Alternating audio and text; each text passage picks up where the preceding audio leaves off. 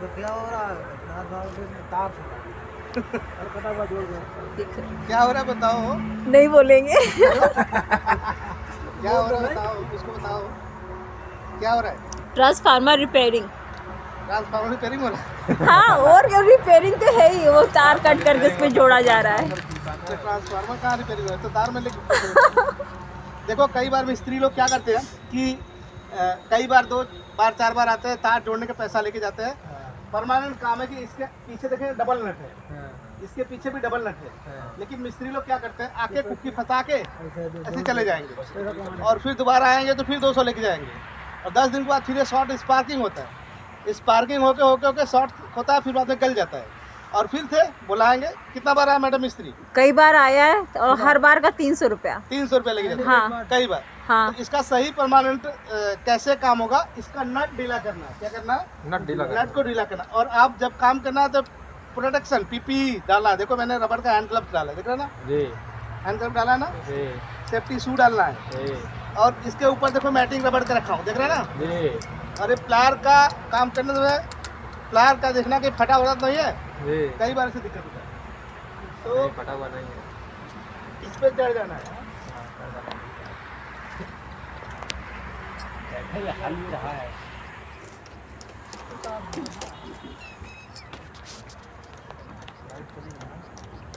Light नहीं आ रही है।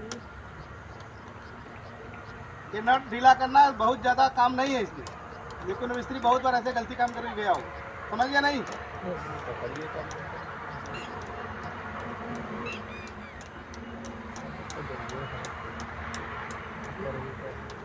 तो जब आप काम करना है तो कायदे से करना है।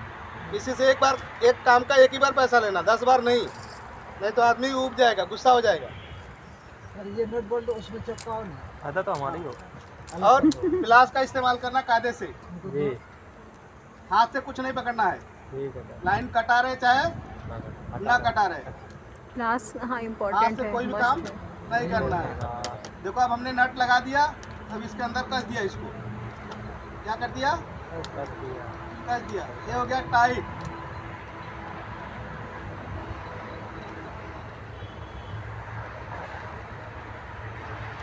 जो स्पार्क करने की बात आती थी, बार बार स्पार्क होता था, वो नहीं होगा। समझ में आया मेरी बात? और इसको भी ऐसे ही करना है। मैं लाइनमैन नहीं हूँ, बट मैं आपको सिखाने के लिए काम कर रहा हूँ, क्योंकि हमारे स्कूल को बार बार ऐसे दिक्कत हो रहा था। कई महीना मैं देख रहा हूँ, कई बार मिस्त्री आता था 200 500 400 लेके चला जाता था।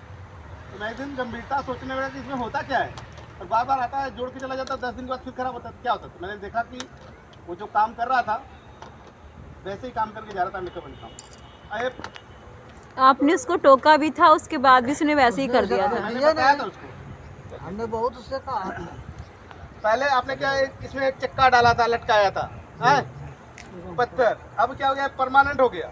ये कभी भी अब हिले डोलेगा नहीं, हिलेगा डोलेगा नहीं, तो ये परमानेंट फिक्स रहेगा उस पर। ये ढीला रहेगा तो स्पार्क करेगा, बार बार स्पार्क करेगा तो बार बार ये स्पार्किंग के माध्यम से खराब हो जाएगा। लाइन पकड़ेगा छोड़ेगा, पकड़ेगा छोड़ेगा, समझ गया नहीं? वैसे आपका इलेक्ट्रिकल उपकरण भी खराब होने के चांसेस है। कभी 220 वोल्ट मिलना चाहिए तो उसको मिलेगा 100 वोल्ट, कभी 50 वोल्ट, कभी 220। फ्लैक्चुएशन होगा, ऊपर नीचे करंट होगा, वोल्टेज, समझ गया नहीं? आप काम करने से पीपीई का विशेष ध्यान देना है। पर्सनल प्रोटेक्टिव इक्विपमेंट, आप सेफ्टी शू लगाना, सेफ्टी हैंड ग्लव पहनना है, टूल कायदे से रखना है। और इसके ऊपर देखो मैंने रबर बिछाया, इधर फोकस करो रबर पे, दिख रहा है कर कुछ।